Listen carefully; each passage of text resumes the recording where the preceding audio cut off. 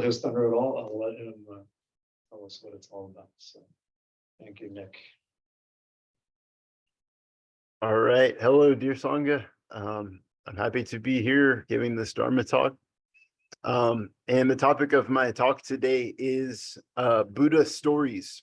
So I wanted to share some stories that I have heard through my practice in various communities, stories that I've gleaned from various books that I've read, and teachings through the guise of stories that I feel can help to clarify our meditation practice and clarify our purpose as to why we're here, the purpose of life, and also the component of the Buddhist teachings that emphasize mental discipline and mind training the mind to become more loving and more awake and more attentive to the suffering and the beauty of life. And so before I started with the actual stories themselves, I kind of just wanted to reflect a little bit on why we tell stories. It seems that maybe human history started when our ability to tell stories and remember things about the past began. And as we told those stories, I'm picturing maybe like primitive human beings around a campfire, just sharing stories that help to reflect our own place in the universe and in the cosmos, and also reflect our purpose in life, or maybe our reason for being here. I think stories can help to shed light on those things and shed light on kind of what life is all about in some ways. I also think that stories are a way of incorporating kind of moral teachings about ways of being into actual concrete examples that we can kind of grasp onto and then consider how we can manifest those qualities in our own life.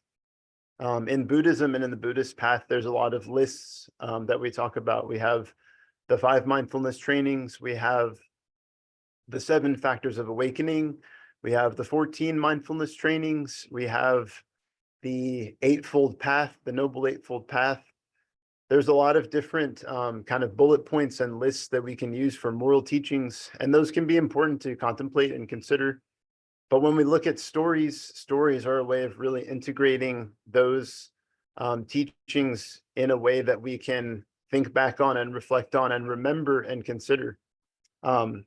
For me, it's a lot easier to remember an aspect of a story if it's told well, if it's told engagingly, than to just remember kind of a list of different things that I need to do or that I should be practicing. And then the last component of why we tell stories is that I think on a kind of deeper, more metaphorical level, maybe our own life is a story. Our own life is a story that we're living each day, day in and day out. Someday our lives will come to an end, and maybe in the future, people will look back and say, who was that guy, Nick Bellegarde? Who was that guy, Paul Wassenich? Who was that guy, Michael Ferraro? Who was Bobby Perkins? And maybe when people look back, they can point to certain qualities that we had, but maybe they'll tell stories about us. And those stories that we're living right now will be continued into the future. And those elements will be brought out through the story that is our lives.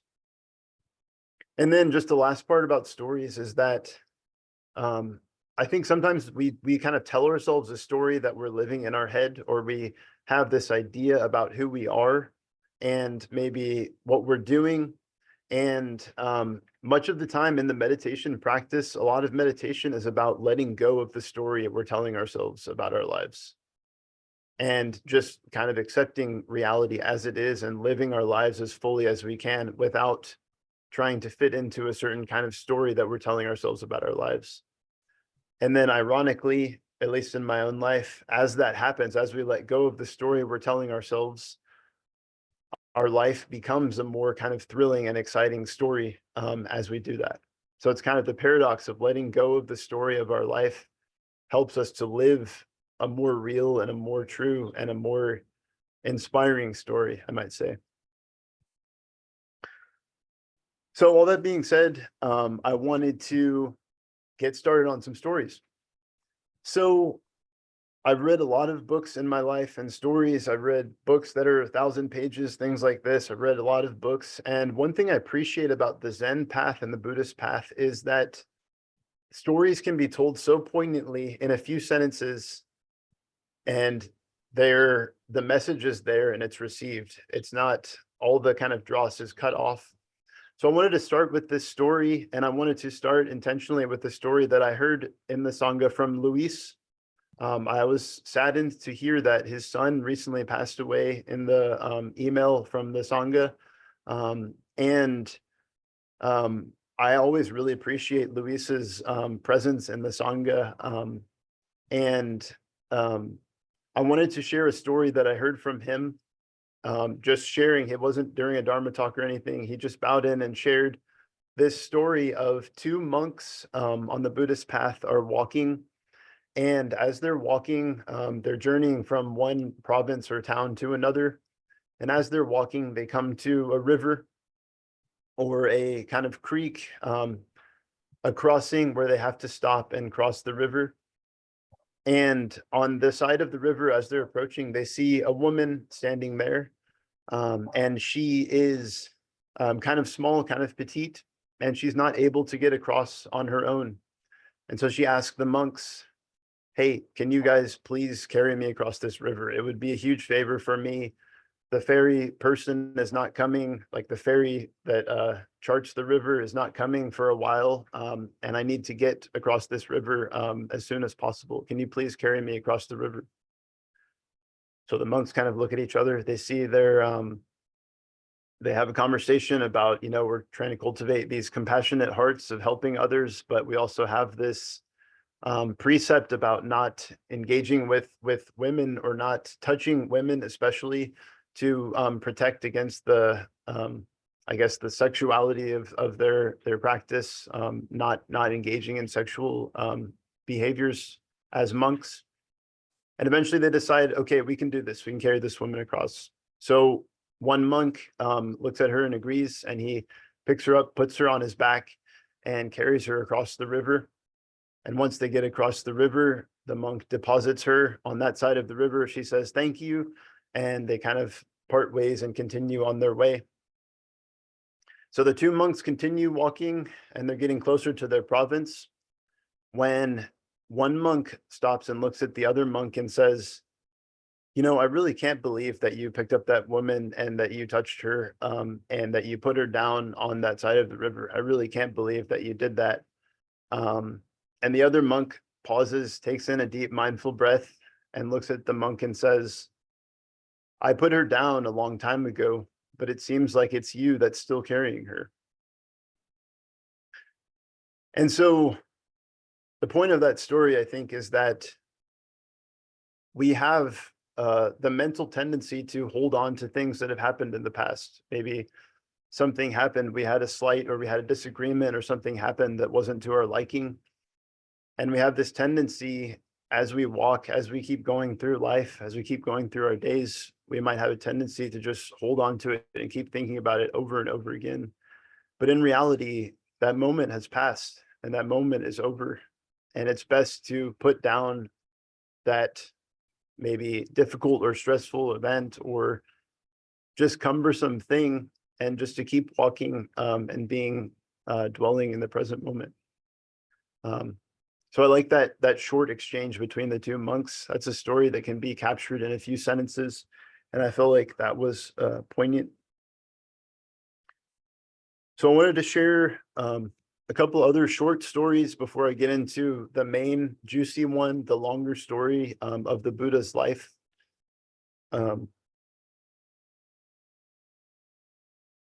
So one other short story that I enjoyed is called "A Single Drop of Water."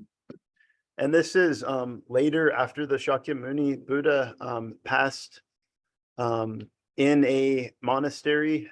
Many people go there to try to learn something about cultivating qualities of their mind that are learning more, being more mindful, being more compassionate, having more loving kindness. And as a result of that, sometimes people enter the path of being a monk, and they have a teacher, an esteemed teacher, a Zen master that they learn from. And this encounter takes place between a Zen master and his student. And it's a really short story. And it's just that the student is walking along, kind of doing his everyday chores and looking for an experience of enlightenment. And as he's walking, he has this dish of water, and he's just walking along, and he just kind of dumps it on the ground without thinking. And suddenly his Zen master that he's studying under springs up and says, "You fool, how could you waste even a drop of water in this temple?" And the next sentence is, at the sound of those words, the student became enlightened and was kind of forever changed as a result of that encounter. And his enlightenment name was a single drop of water. So how could you waste even a single drop of water in this temple? When you look at that phrase, you may think in your life, there's certain things that are sacred and there's certain things that are ordinary. And maybe with the ordinary things, I can just kind of waste those. I don't really have to pay much attention to them. But as you continue to practice meditation, you might see that there is sacred in the mundane, and there's mundaneness in the sacredness.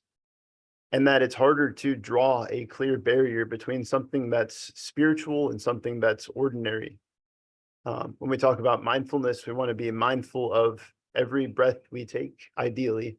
We want to be mindful of every step we take. We want to be mindful of the way we're chewing our food. We want to bring that sphere of mindfulness into every aspect of our life. And when we do that, we can see that there's nothing that is okay to waste, or there's nothing that we want to just kind of throw away without really thinking about it, without really being present with it, without really observing it. And so we can take that into our own lives and kind of ask ourselves, where am I wasting certain things? Where am I wasting resources? Is there a way that I can bring more attention and mindfulness to that, and kind of bring this state of light or enlightenment or awareness into all the corners of my life? So I like that short story as well.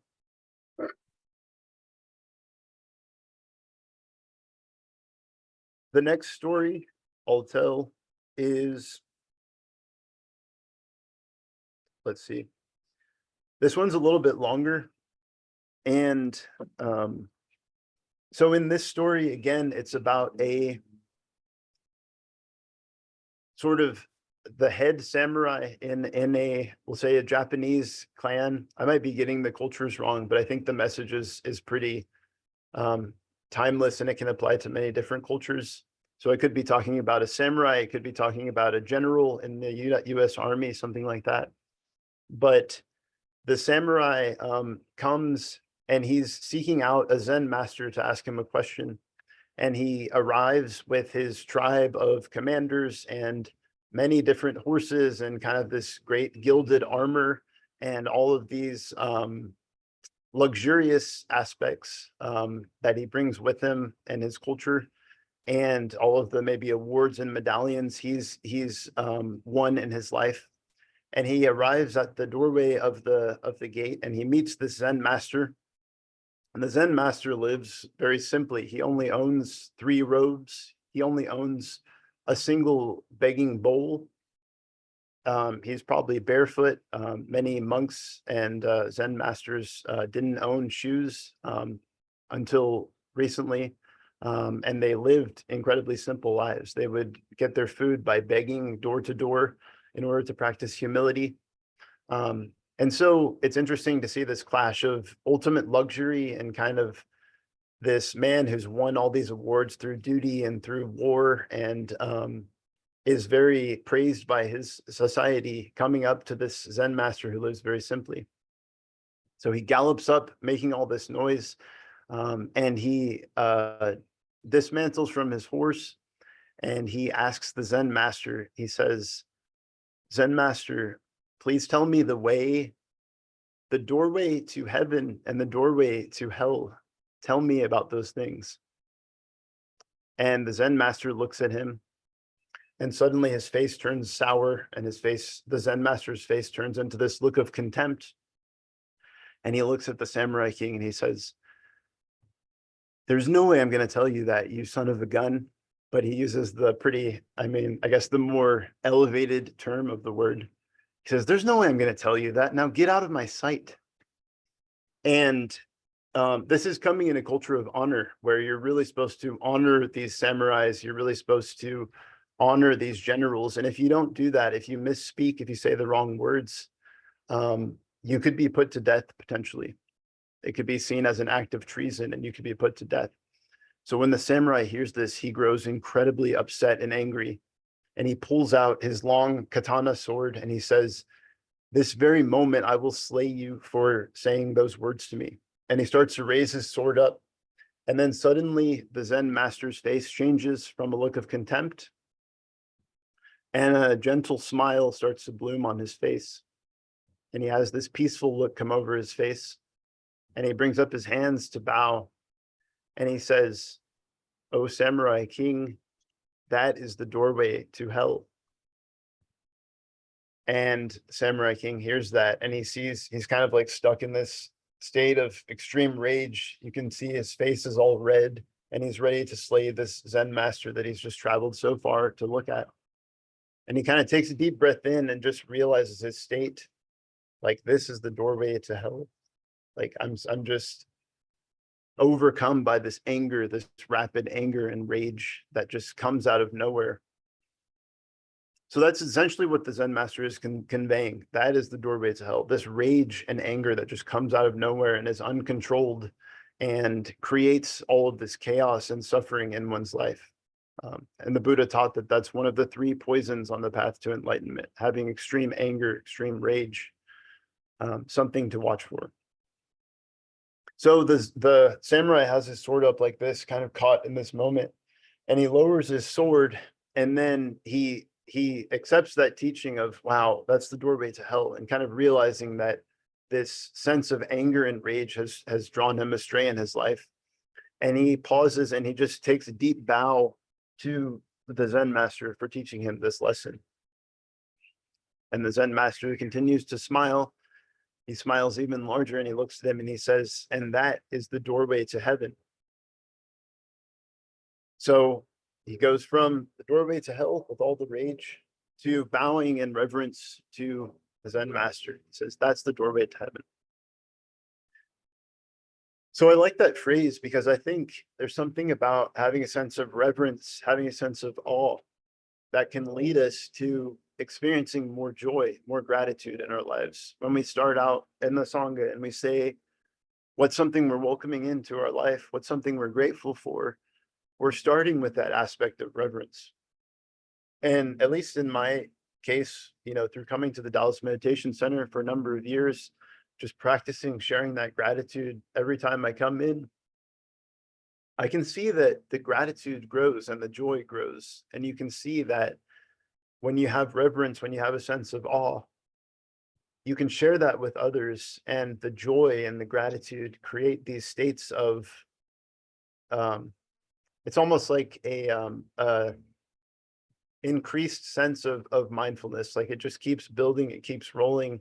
It creates kind of a momentum where you can be more mindful and you can create more and more joy in your life when you have that gratitude, when you have that reverence, when you bow to something that's showing you the way of awareness and harmony and peace. So I think those are some pretty crucial elements and factors that we can be mindful of on our path. Having reverence, and also being very watchful of when anger arises in us. Thich Nhat Hanh teaches that when anger or irritation is arising, I'm aware, I'm committed not to speak, not to say anything in that moment, but to practice mindful walking and mindful breathing to be aware of the anger that's arising, so that we can transform it and it doesn't create words that we say that create these ripple effects of suffering We don't want to suppress the anger either, or push it down, or repress it, pretend it's not there, but we want to practice mindful walking and breathing to transform the anger into the energy of awareness and compassion.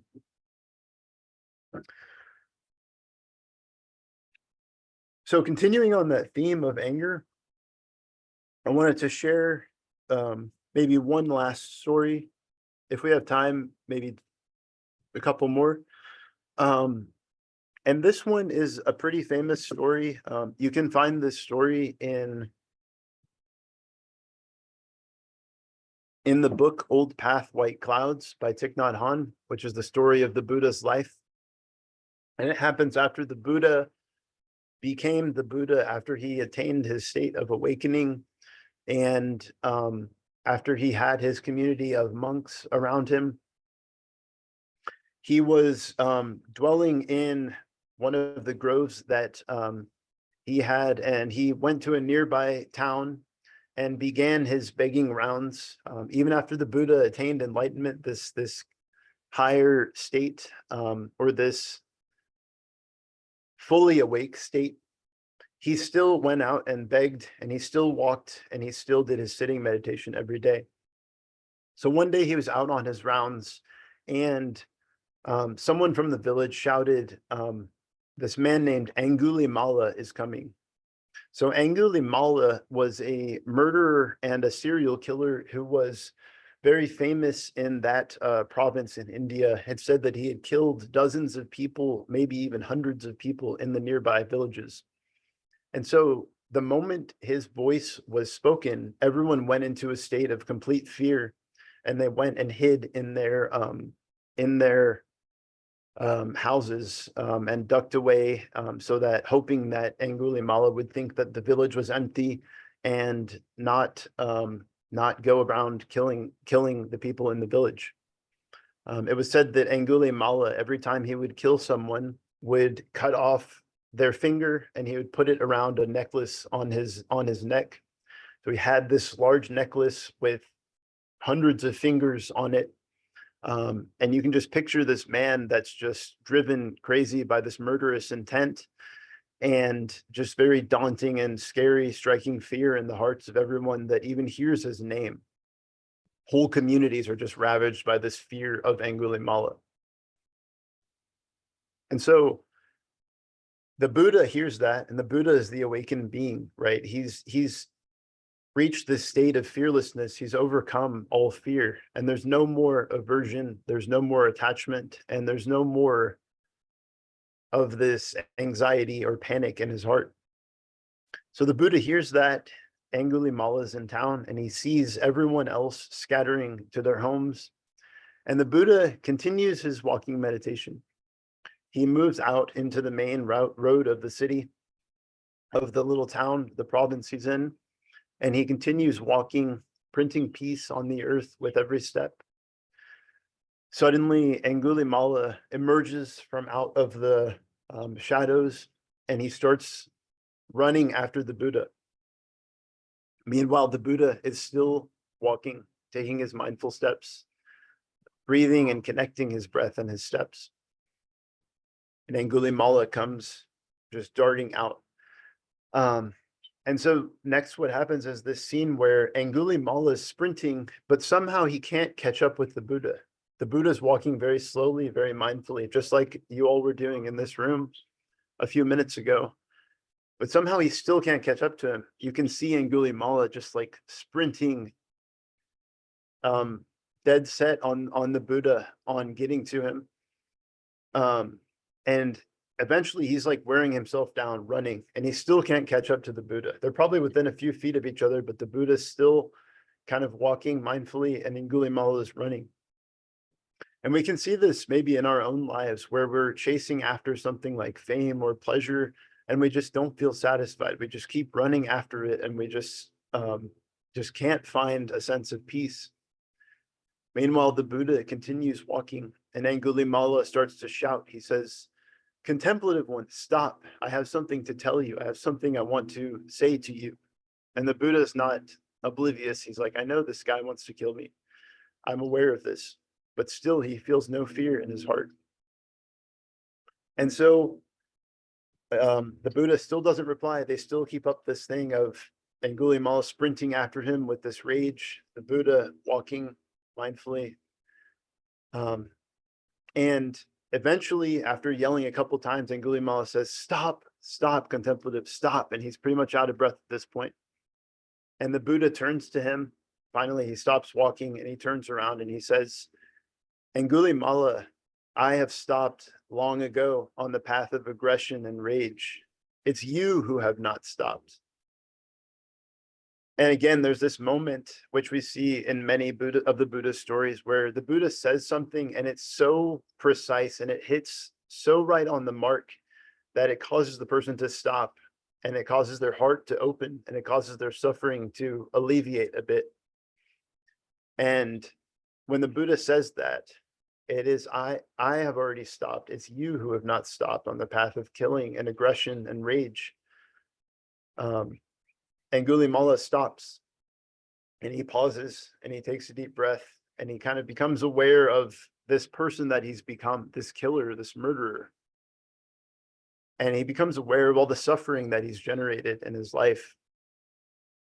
And the Buddha just continues smiling, continues with this fearlessness, and he looks at Angulimala and they have this exchange. And the Buddha basically explains to him that with practice, with mindfulness, with awareness, you can transform this aggression and this suffering and this rage into this energy of peace and compassion and loving kindness. And if you do that, you'll be able to benefit beings and you won't have to suffer so much more. So the Buddha had this deep seeing. He can see that the murderous intent may have been started from childhood trauma, or it may have been started from this dissatisfaction with life. And the Buddha can see through that and slice through that and say, you know, if you practice the way of awareness, you can transform this. So many in our culture would say, you know, let's lock up Angulimala, let's give him the electric chair, let's treat him with just as much murderous intent as he's given other people. But the Buddha didn't see it that way. The Buddha said instead, if you're willing to take on the 5 precepts, which is not to kill, not to engage in sexual misconduct, not to lie, not to steal, and not to consume intoxicants, I will accept you into my Sangha and we can practice the way of awareness together. So that's a pretty extreme thing to do. The Buddha, I think, was an extremist for loving kindness. Many people would want Angulimala to be put to death. And many people might see that answer as maybe brushing over all the suffering and pain that Angulimala caused. But when he said that, when the Buddha said that, Angulimala accepted. And he said, I'm going to take on those 5 precepts. I'm going to dedicate myself to not killing and the other 4 things. And I'm going to practice the way of awareness. And gradually, within a few months, I mean, from that moment on, Angulimala stopped his killing. But within a few months, Angulimala continued to practice, and he became one of the more realized beings in the Buddha's group of monks, which is another interesting thing that I've kind of contemplated when I've looked at people's lives who have been, let's say, addicted to substances and they made a change. It seems like they had a fire, this passion for consuming these intoxicants, but the fire, the passion is still there. But when it gets transformed and turned into something that you can use to benefit beings, it can become this extremely powerful, motivating force. So rather than squelching out Angulimala's fire of desire and killing, he transformed it into this fire for the Dharma, or living in a way that can help to alleviate suffering. And I thought that was a pretty powerful message from the Buddha. And so I wanted to share that with a kind of parallel message from my own life, a parallel story from my own life. Because we all have difficult people in our life. Maybe I'm guessing probably most of us haven't been face to face with a serial killer or someone who has like murderous intent, but there have been many times where we probably have a disagreement with someone, or we're being mistreated by someone, or someone is just venting to us and we're not in a place where we can really listen to them. Maybe we have an angry person in our life or someone that just causes a lot of pain and suffering. So when I reflect on this story, it reminds me of a scene in my own life. And it happened a few years ago, maybe 4 or 5 years ago. And the kind of background setting is that it started and suddenly I was laid off from my job and I wasn't expecting it. And I was pretty irritated, pretty frustrated. Um, and I decided after leaving, after being told I was let go from my job, I drove to a nearby lake. It was probably like 5 minutes away from where I used to work. It's actually Bachman Lake in Dallas, if any of you know where that is. And so I decided to drive to this lake and just take a breath. It's a place where I would go to experience some peace and mindfulness from time to time. And on my way driving over there, I guess I had like cut this guy off in traffic, or I wasn't driving very skillfully or something. But pretty soon I saw this guy coming up behind me and he was honking his car really loud and he rolled down his window and he was like shaking his fist out the window, cursing and saying all these expletives. And I took a deep breath. I went to the parking lot and I parked my car. And I was just ready to get out of my car and just look at the lake, the serene lake, and kind of practice some tranquility. So I pulled off into the parking lot and he followed me out into the parking lot.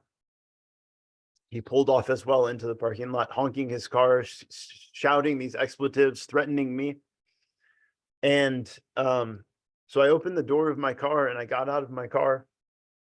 And I was standing there just taking these deep breaths, just processing what had just happened, noticing the presence of kind of irritation within myself because of the situation that had just happened with work. But then also seeing this guy like flailing around in front of me in this rage and anger, calling me names, rolling down his window and saying, just almost like a wild dog or like a wild animal barking. He was just filled with this rage. And I just looked at him. I didn't say anything. I had a feeling that if I said even 1 or 2 words, he was ready to bust out of his car, get up and start, punching me, fighting me. So I just looked at him and I kind of tried to let a half smile bloom on my face. And I just looked and kept breathing.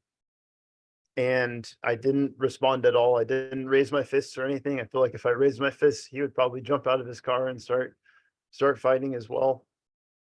So this moment where this guy is just filled with rage and I'm just looking at him and reflecting on the things that have happened and just taking some deep breaths. And eventually he sees that his anger is not getting to me. It's not something that's going to take over my state of mind.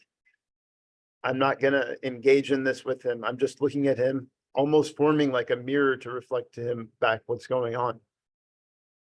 And gradually he kind of says, okay, you don't want to fight? Fine. And he basically like rolls up his window and he, screeches out of there and he zooms off into the distance. And something about that just seemed pretty significant. I mean, I didn't say, I have stopped on the path of anger and, irritation or whatever. That would have been cool if I said that. If it happens again, I'll try to say it in time. But I think there's something about when you have the stillness, the presence, the calmness, it can reflect someone back their anger, and that looks very unappealing to them when they see that you're not reacting in the way they want you to. So I like that story. And then I'm going to close with just one last story, and then we'll have some time to reflect and talk as well.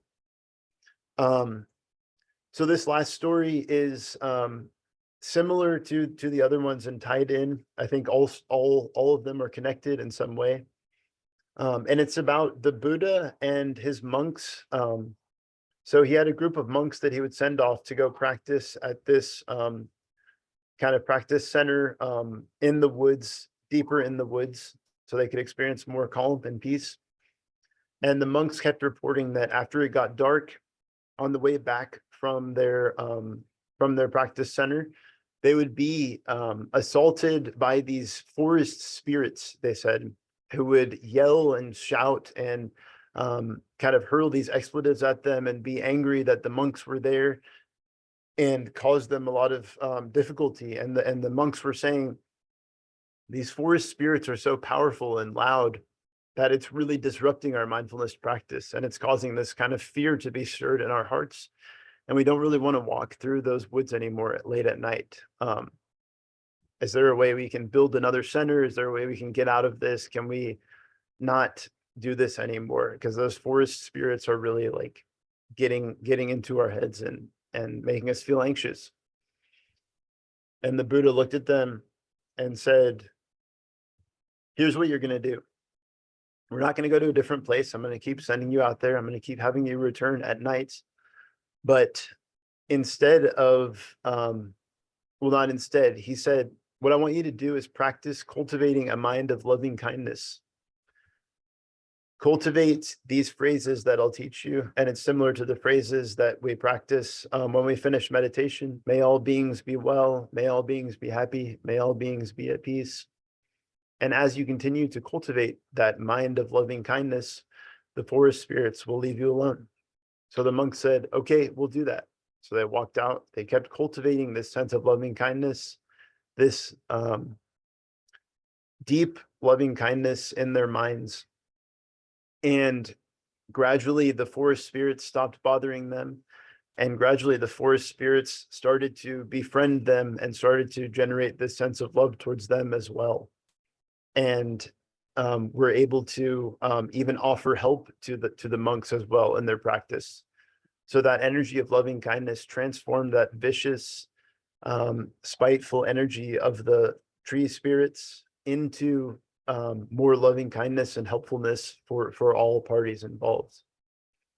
And I think if we can take that message, I've reflected on that message about the tree spirits, and I've thought about how that applies to people that are disagreeable or situations that are disagreeable. How can I bring a sense of loving kindness into it and see how that transforms the situation? So I want to thank you all for listening to my stories, the Buddha stories. There's many more stories, and I hope to share those in a later Dharma talk. But yes, I appreciate you all listening to me, and I'm interested to hear what you have to say about this talk, or just any thoughts or reactions that you have to the talk or questions. So thank you all for listening. I'm going to go ahead and bow out.